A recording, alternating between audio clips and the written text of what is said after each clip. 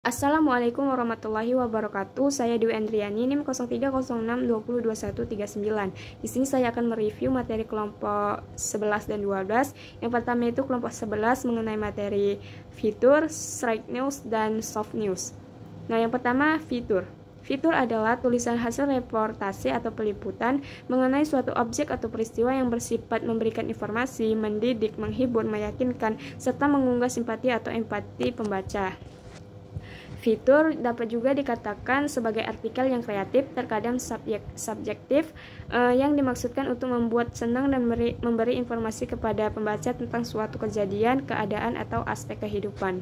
Nah, adapun ciri-ciri dari fitur yaitu yang pertama lengkap, kedua melawan kebasian, yang ketiga non-fiksi, dan yang keempat bagian dari media massa. Nah, ada juga sifat-sifat dari fitur yaitu yang pertama kreatif, yang kedua variatif atau adanya unsur menghibur, yang ketiga subjektif atau adanya unsur subjektivitas, dan yang keempat informatif. Nah, selanjutnya strike news. Strike news atau sering juga dikatakan berita langsung merupakan bentuk penulisan berita yang paling sederhana. Pasalnya hanya dengan menyajikan unsur 4W yaitu what, how, when, where. Maka tulisan tersebut bisa langsung menjadi berita.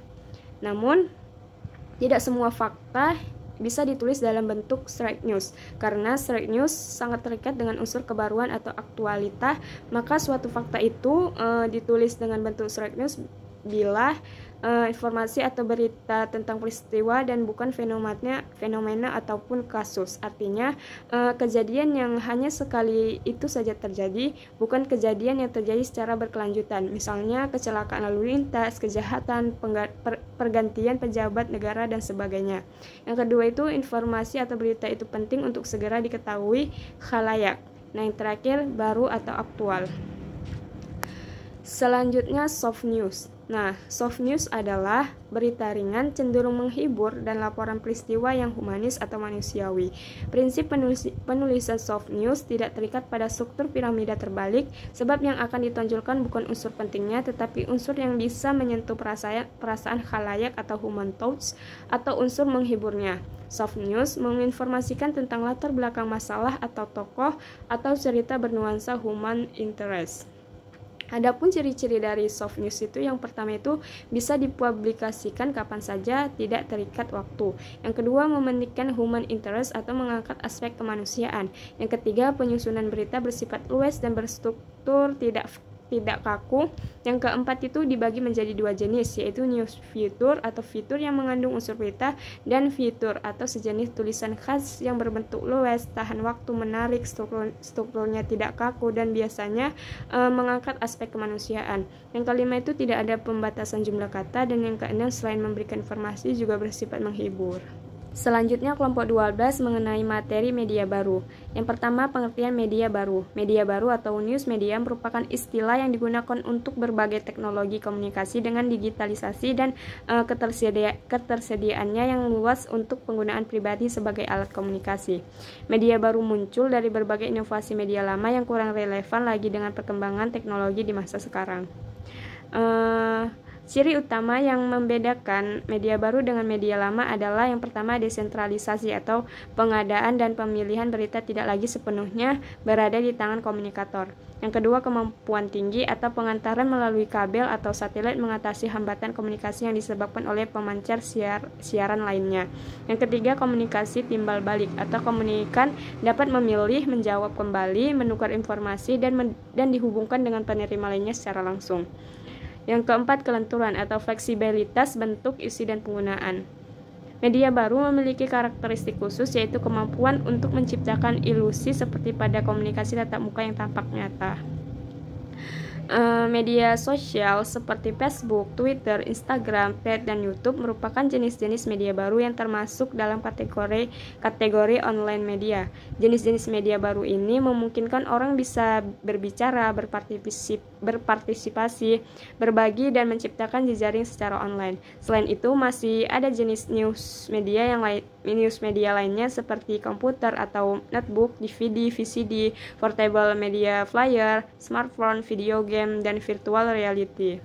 Nah, yang kedua itu perkembangan media massa mutakhir.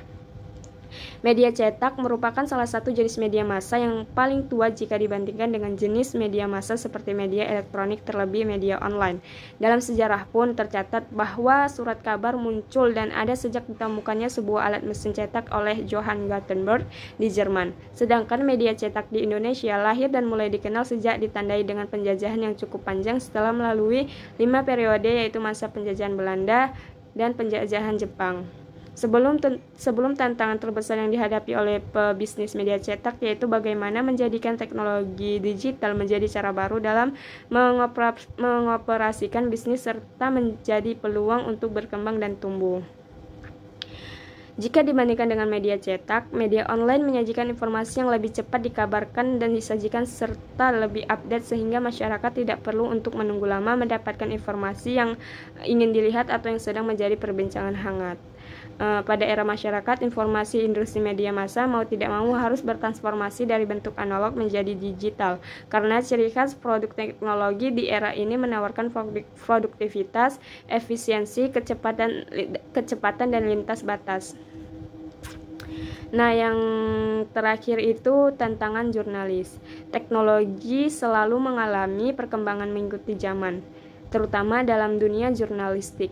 Media massa dikenal dan komunikasi kian meningkat pesat, sehingga banyak beredar berita-berita yang tidak benar atau hoax di kalangan masyarakat. Disinilah peran jurnalis dibutuhkan sebagai penyedia berita yang terpercaya.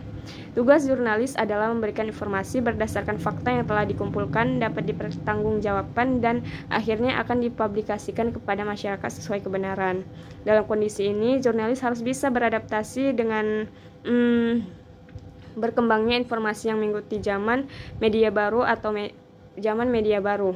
Oleh karena itu, ada beberapa tantangan yang dihadapi jurnalis saat ini.